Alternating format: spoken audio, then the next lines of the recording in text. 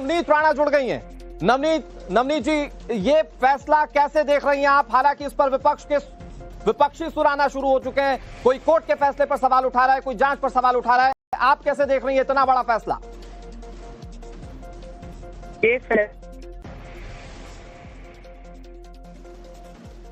नवनीत जी, आप तक आवाज पहुंच रही है? हेलो जी मैम, प्लीज अब तक आवाज नहीं आ रही थी। प्लीज मैम अपनी बातें रखिए। क्योंकि जिस तरीके से प्रज्ञा जी के साथ में जो अत्याचार जेल के दौरान अंदर रहते हुए जो हाथ पैर जिस तरीके से हमने तो उनको पार्लियामेंट में देखा है, और जितने भी आरोपी बनाए गए थे वो सिर्फ एक ही दृश्य से बनाए गए थे कि वो भगवा जो उनके वस्त्र थे, बस उनका विरोध था उस समय की जो सरकारें थी जी। इसलिए उनको उसमें चीजों में ट्रैप किया। पर कई लोगों की जिंदगियों को खराब करने का काम उस वक्त की सरकार ने किया है। हाँ। इतने साल ऐसे गुनाह के अंदर रहना और समाज के अंदर रहना, भगवा पहन कर निकलने का सिर्फ सजा उनको उस समय उनको दिया गया था, और इतने सालों तक वो इस पीड़ित बनकर रहे हैं। आज उस सरकार को मेरा सवाल रहेगा जो ऑपरेशन सिंदूर के नाम पे इतना कह रहे हैं। ऑपरेशन सिंदूर में जितनी भी महिलाएं विधवा हुई उन पे एक शब्द नहीं बोला गया, सिर्फ अपनी राजनीति की रोटियां सेकी गई हैं। आज इस पे भी उन्होंने उत्तर देना चाहिए कि 2008 ये जब प्रकरण हुआ, ये जो हादसा हुआ, उसमें निर्दोषों को इतने साल जो सजा दी है, समाज में रहते समय आंखों में हर लोगों के ये प्रश्न था कि ये भगवा पहने हैं करके ये दोषी हैं या ये हिंदुस्तान के प्रति प्रेम रखते हैं इसलिए दोषी हैं। कोर्ट का ये फैसला आप क्या इस तौर पर देख रही हैं कि जो भगवा को बदनाम करने की साजिश थी या जो भगवा के रूप में आतंकवाद देश के सामने रखने की कोशिश थी, आज कोर्ट के फैसले से दरअसल उसे सबसे बड़ा झटका लगा है? 100% जो भगवा विरोधी थे उनके लिए ये बहुत बड़ा झटका और बहुत बड़ा सदमा हो सकता है। हम इस देश में रहते हैं, हम भगवे प्रेमी हैं, इसमें कोई भी दुमत नहीं है। और वो बड़े शान से जब पार्लियामेंट में भी आते थे, मेंबर ऑफ पार्लियामेंट बन के या समाज में भी रहते थे, वो हमेशा यही कहते थे हम सच्चे हैं, हम सच्चे भक्त हैं, हम देशभक्त हैं, देश के साथ गद्दारी नहीं करेंगे। ये हमेशा उनके शब्द रहे। भगवा आतंकवाद जब इस तरह की कोई चीज थी ही नहीं, तो अगर इसको इंट्रोड्यूस कराया गया तो सवाल यह है कि क्या किसी दूसरे पक्ष को बचाने के लिए इस एक पक्ष को भी उसी कटघरे में खड़ा करने की कोशिश की गई? बहुत बड़ा सवाल जी। आज भी जब ऑपरेशन सिंदूर के बारे में होते हैं तो वो पाकिस्तान की आवाज पार्लियामेंट में ऑपोजिशन बोल रही है। तो आप यहाँ से देख सकते हैं कि वो किससे प्रेम करते हैं, हिंदुस्तान में रहने वाले लोगों से प्रेम करते हैं। एक बहुत इंपॉर्टेंट रिएक्शन आ रहा है नवनीत जी, बहुत बहुत शुक्रिया आपका। पप्पू यादव से बातचीत की हमारी सहयोगी रंजिता ने, उन्होंने क्या कहा इस फैसले को लेकर, जरा सुनिए। अरे एक सवाल है, पप्पू यादव है हमारे साथ बात करने के लिए। पप्पू यादव जी, अभी की सबसे बड़ी खबर कि मालेगांव ब्लास्ट में साध्वी प्रज्ञा सहित सभी आरोपियों को बरी करार दिया गया। किस तरह से इस फैसले को क्या करेंगे? जो एएनआई निर्णय देगी कोर्ट वही ना करेंगे। कह रहे एविडेंस पूरी तरह, वही तो एविडेंस कौन देता है? एविडेंस एएनआई देता है। एएनआई किसका है? भारत सरकार का। भारत सरकार ने प्रूफ नहीं दिया, बरी करवा दिया। भारत सरकार ने बरी करवा।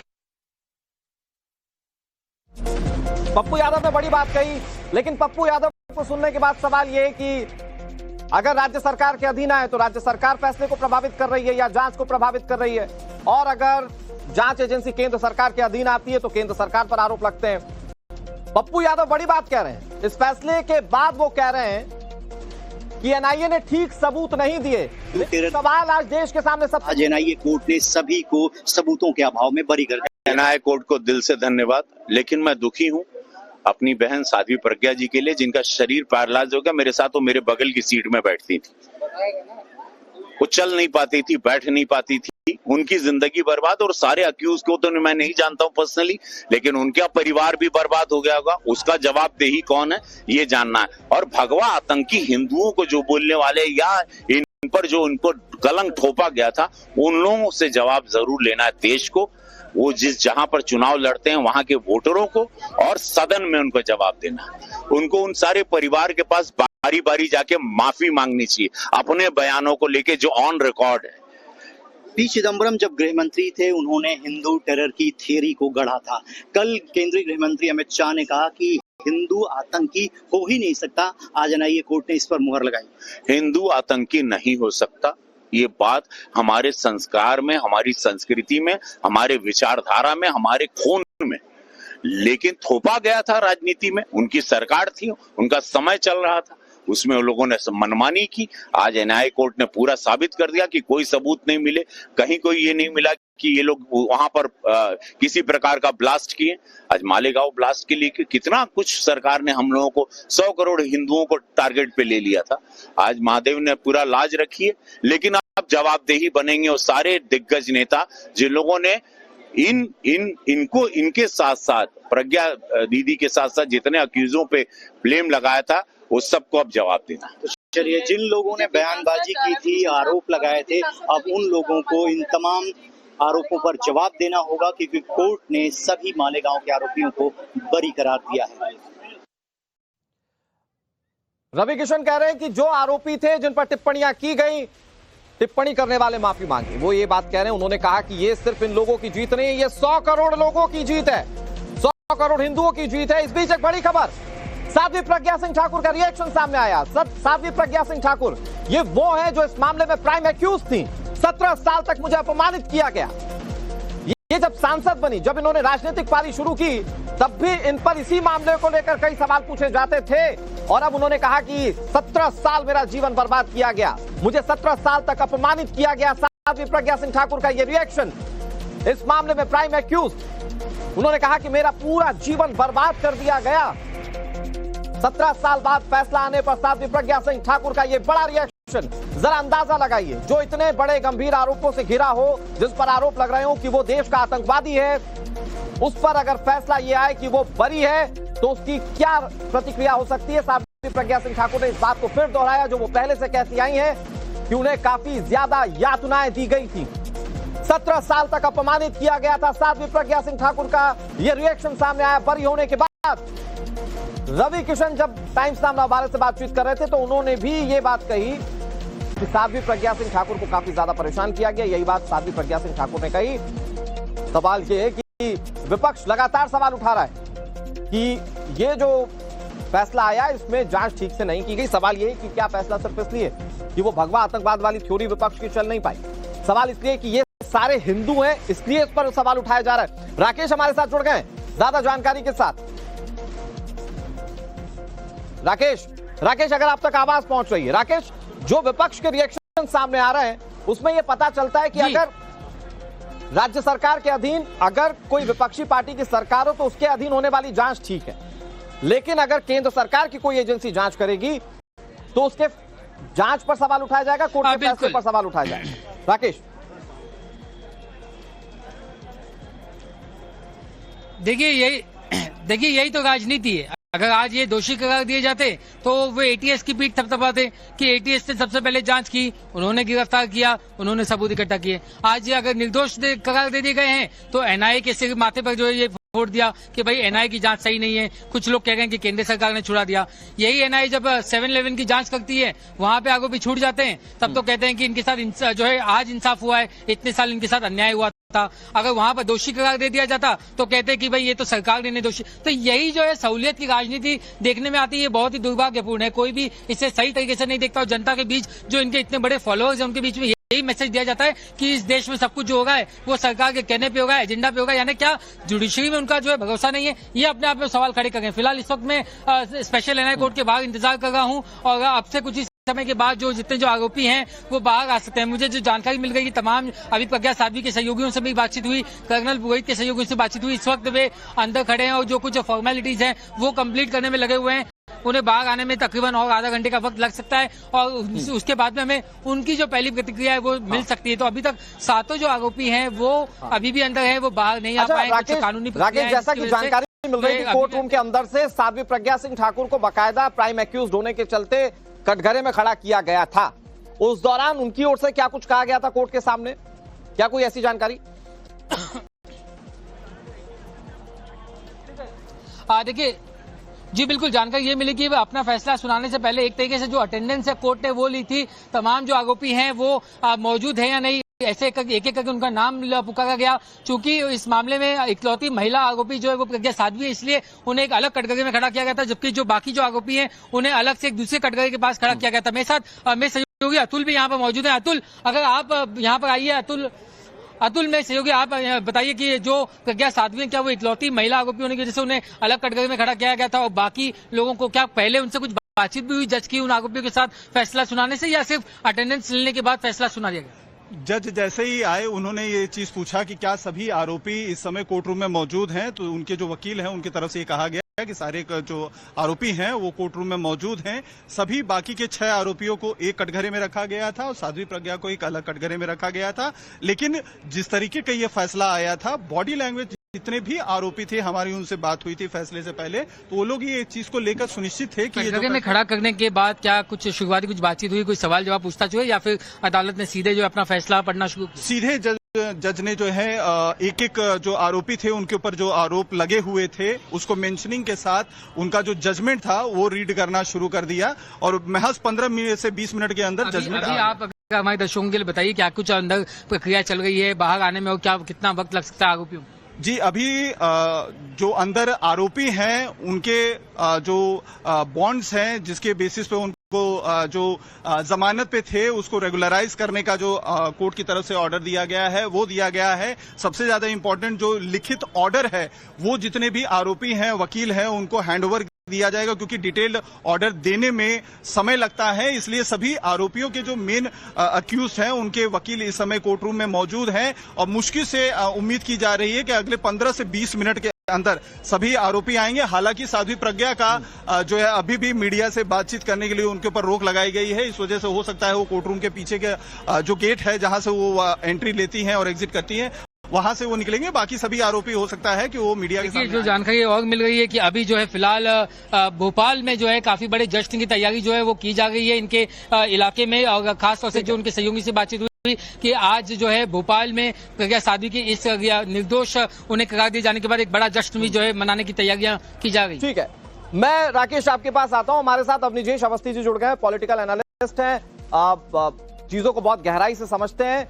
मैं अवनीजेश जी आपके पास आऊं, दर्शकों को एक चीज बताने की कोशिश करता हूं। एक जो तस्वीर साध्वी प्रज्ञा सिंह ठाकुर की लगातार हम दिखा रहे हैं, बतौर सांसद से पहले जो उनका राजनीतिक जीवन नहीं था उससे पहले वो हमेशा भगवा कपड़े में दिखाई। तो क्या सवाल यह है कि क्या उसी भगवा को टारगेट किया गया? क्या उनके कपड़ों को टारगेट करते हुए विपक्ष ने पूरी थ्योरी गढ़ दी भगवा आतंकवाद की, जो आज धराशायी हो गई कोर्ट के फैसले के बाद? अवनीजेश जी, कोर्ट का यह फैसला बहुत सारे सवालों पर जवाब दे देता है जो भगवा आतंकवाद को लेकर कहे जा रहे थे, लेकिन आज विपक्ष ये कह रहा है कि हम इसको नहीं मानते क्योंकि जांच एजेंसी ने ठीक से काम नहीं किया। क्या ये नहीं मानना सिर्फ इसलिए कि ये सारे हिंदू थे? अनुराग जी, मैं एक बात बता दूं, इस बात को, इस पूरे आज के पूरे फैसले को या इस पूरे प्रकरण को एक व्यापक दृष्टिकोण से देखने की जरूरत है। यह आइसोलेशन का केस नहीं है। 26/11 में जो कसाब नाम का व्यक्ति हाइपोथेटिकली, अगर आप सोचिए, अगर जिंदा नहीं पकड़ा हो गया होगा, तो दिग्विजय सिंह की वो थ्योरी जो कसाब के पकड़े जाने के बाद भी जो कहते हैं कि ये आरएसएस का काम था, ये हिंदू लोगों का काम था, ये कोई एक आइसोलेशन में नहीं, जगह जगह समझौता एक्सप्रेस, मालेगांव का 26/11, ये पूरे देश में और देश के माध्यम से पूरे विश्व में एक बारगी पता नहीं कितने करोड़ों अरबों रुपए खाए होंगे इन लोगों ने। और मुझे लगता है कि इसमें देश की जनता को चुप नहीं बैठना चाहिए, बिल्कुल चुप नहीं बैठना चाहिए। वो कसाब जो पाकिस्तानी था, आज ये जो पहलगांव के आतंकवादी मारे गए, फिर वही गृह मंत्री लड़ाई लड़ी 17 साल तक जी, क्या उम्मीद रखते, क्या कुछ कहना चाहेंगे? हम यही कहना चाहते हैं, जो मतलब जिस सिमत में तहकीक हो रही थी, हेमंत करकरे साहब ने शुरू किया था, उसमें हमको काफी इत्मीनान था कि मतलब बहुत सारे सबूत, बहुत सारे एविडेंस सामने आ रहे थे। तो ये उम्मीद थी कि उसमें और जो पुख्तगी आएगी और ज्यादा सबूत इकट्ठा किए जाएंगे। लेकिन आज का जो जजमेंट आया उसमें हमको बहुत धक्का यह लगा कि वो जो पहले के सबूत इकट्ठा थे वो, और बाद में एनआईए ने 17 साल में कुछ नहीं जमा कर पाया। तो इस जजमेंट से हमको बहुत दुख हुआ, बहुत धक्का हुआ, जो मुतासरीन उसको भी और जो लोग उनके लिए काम कर रहे थे उनके लिए भी। और सवाल फिर ये पैदा होता है कि मतलब अगर वो मुजरिम नहीं है तो ये सवाल खड़ा होता है कि फिर मुजरिम कौन है? ये तो होना चाहिए ना। बहुत सारे मामलात में ये होता है कि लोग बरी हो जाते हैं, लेकिन ये सवाल कायम रहता है कि फिर मुजरिम है कौन। तो पुलिस की, एजेंसी की और सारी जो उससे मुताल्लिका लोग हैं उनकी जिम्मेदारी बनती है कि मुजरिम को सामने लाएं। सिर्फ बरी कर देने से काम नहीं चलेगा। कुछ दिन पहले हमने ये भी देखा कि मुंबई में जो ट्रेन ब्लास्ट हुआ था, हाँ, जिसमें हाई कोर्ट फैसला सुनाता है कि जितने भी लोग पकड़े गए थे वो भी बेगुनाह है जी। वहीं पर महाराष्ट्र की जो सरकार है, हाँ, राज्य की सरकार, वो भी सुप्रीम कोर्ट पहुंच जाती है उसके उस फैसले के खिलाफ। हाँ, तो यहाँ पर कुछ आप उम्मीद करते हैं कि सरकार भी कुछ स्टैंड ले, कुछ पहुंचे कोर्ट में? हाँ, मैंने तो आपसे यही कहा ना कि जैसे अब मुजरिम कौन है ये तो सामने आना चाहिए। तो अब सरकार को ये चाहिए कि अगर मान लो कि बहुत सारे मामलात में यहाँ के कोर्ट के खिलाफ जब सरकार सुप्रीम कोर्ट जाती है तो इस फैसले के खिलाफ भी सुप्रीम कोर्ट को ये चाहिए कि अगर ये फैसला सही नहीं है या जो सही मुजरिम थे सबूत काफी नहीं आए तो उनको फौरन जो उसको सुप्रीम कोर्ट में चैलेंज करे, ताकि सुप्रीम कोर्ट अपने तौर पर देखे कि अगर इनके अंदर वाकई ये नहीं मुजरिम थे तो मुजरिम कौन है, और मुजरिम थे तो कोर्ट उसके हिसाब से फैसला करेगी सुप्रीम कोर्ट। जी जी जी। पीड़ित पक्ष की ओर से जो लोग केस लड़ रहे थे, जो लगातार इंसाफ की मांग कर रहे थे, उन्हें आपने सुना। उनकी एक बात तो बिल्कुल जायज है कि अगर ये बरी हैं, ये निर्दोष हैं, तो दोषी कौन है। लेकिन सवाल वहां खड़ा होता है जब लोग जो निर्दोष हैं कोर्ट की कार्यवाही के बाद इल्जाम लगे थे ब्लास्ट में, उन्हें बाइज्जत बरी किया जाता है। कोर्ट का ये कहना है जो सबूत पेश किए गए थे वो काफी नहीं है कि प्रूव कर सके कि ये लोग ने ये चीज किया था। इतने साल बाद ये फैसला आता है, आप लोग क्या उम्मीद में थे, क्या कुछ कहना चाहेंगे? नहीं, हमें तो आज बहुत उम्मीद थी कि फैसला उन लोगों के हक में आएगा जो इससे मुतासिर हुए हैं। हम किसी का पक्ष नहीं ले रहे हैं कि ये कौन है, असल चीज थी इंसाफ, और हम उसी की लड़ाई लड़ रहे थे। और हम 2006 से लड़ाई लड़ते आए, वो ब्लास्ट का ही मामला था, फिर 2008 के ब्लास्ट में भी हम इंसाफ की लड़ाई लड़ रहे थे। लेकिन आज के फैसले से हम मुतमईन नहीं हैं, और हकीकत ये है कि हम ये देखना चाहते हैं कि जिस तरह ट्रेन बम ब्लास्ट में रियासती गवर्नमेंट जिस तरीके से सुप्रीम कोर्ट गई है, क्या इस मामले में भी वो जाएगी, उनको कब इंसाफ मिलेगा। और 17 साल तक अगर ये मामला चलते रहे और हर तरह के दिखाए यानी सुनवाई हुई, देखा गया और लोगों को टटोला गया कहाँ से कौन मुजरिम है, तो क्या ये 7 लोग अगर मुजरिम छूट जाते हैं, ठीक है, तो क्या उनके आगे पीछे कौन था, कौन लोग थे जो ये काम करके निकल गए और एजेंसियों को मालूम ही नहीं पड़ा, एजेंसी को कुछ भी नहीं मालूम पड़ा कि इनके अलावा भी कोई हो सकते हैं। जो हमने जो दिया नाम और ये ऐसा ऐसा जो भी असीमानंद जैसे खुद एतराफ किया, तो आप उसी के इर्द गिर्द घूमते रहे, ठीक है, लेकिन उसके अलावा भी तो लोग थे। अगर ये नहीं है तो इसके ताल्लुक से गवर्नमेंट क्या करना चाहती है, क्या कहना चाहती है? एक और सवाल, जब ये इस केस की जांच चल रही थी तो हेमंत करकरे लोग का भी मतलब हत्या कर दी जाती है, तो इस केस में क्या कुछ आपको लगता है कि दूसरा रूप लाने की प्रक्रिया शुरू हुई थी? मामला तो बहुत है, अब उसमें ज्यादा कुछ खुल के बात भी नहीं की जा सकती अभी, लेकिन मामला तो बीच में बहुत आए गए हुए भी, लेकिन हम उसमें ज्यादा जाना नहीं चाहते। आपका क्या नाम है? मेरा नाम निसार अहमद, लड़के का नाम सैयद अजहर। 2008 में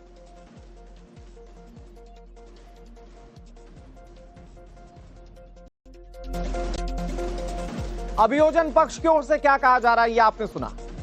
भाई उनका एक सवाल तो बिल्कुल जायज है कि अगर ये निर्दोष है तो फिर इस मामले में दोषी कौन है। ये कहा गया कि इस फैसले को ऊपरी अदालत में चुनौती दी जाएगी, लेकिन अभी की सबसे बड़ी सच्चाई ये कि जिन लोगों पर ये गंभीर आरोप लग रहे थे, जिन लोगों को तकरीबन आतंकवादी साबित कर दिया गया था, आज वो निर्दोष हैं, वो बरी हैं। इनमें साध्वी प्रज्ञा सिंह ठाकुर और भी कई बड़े नाम हैं, कर्नल पुरोहित, ये वो नाम है जिनके ऊपर बहुत सारे गंभीर आरोप लग रहे थे।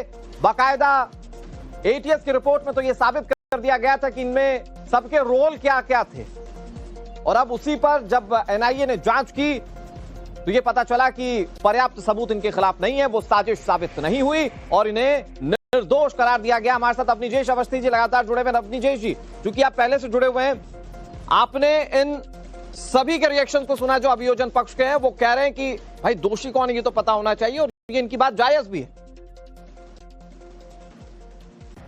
नहीं, ये बात तो बिल्कुल सही है, लेकिन एक बात मैं आपको बताऊं कि जरा इस बात की भी तहकीकात होनी चाहिए कि समझौता एक्सप्रेस में जिसका सबसे पहले नाम आया था, उस व्यक्ति को पाकिस्तान भगा दिया गया। जो जांच एजेंसी ने जिसका नाम सबसे पहले लिया, उसको बिना किसी जांच के बरी करके उसको पाकिस्तान भगा दिया गया। ये यहाँ की, इसमें हिंदू और मुस्लिम का सवाल नहीं है। भारतवर्ष का आम मुसलमान भारत के हिंदुओं के साथ रहना चाहता है, और उसका आतंक से, ये जो बीच के लोग हैं ना, जो लोग चाहते हैं कि एक समुदाय को डरा करके उनसे सिर्फ वोट ले जाता रहे, और उनकी हालत क्या आज 70 साल बाद ये सब देख रहे हैं। मैं एक बात कह रहा हूं कि अब मेरी बात आप मत माने, आज से बहुत पहले RVS मणि जो गृह मंत्रालय में अवर सचिव के पद पर थे, उनकी किताब है मिथ ऑफ हिंदू आतंकवाद, उसको पढ़ लीजिए। उसमें एक एक घटना का एक 25% टैरिफ ट्रम्प ने लगा दिया है। Economy is a dead economy. Trump is saying Indian economy is a dead economy. Yes, he is right. I mean everybody knows this except the prime minister and the finance minister. Everybody knows that the Indian economy is a dead economy. I'm glad that President Trump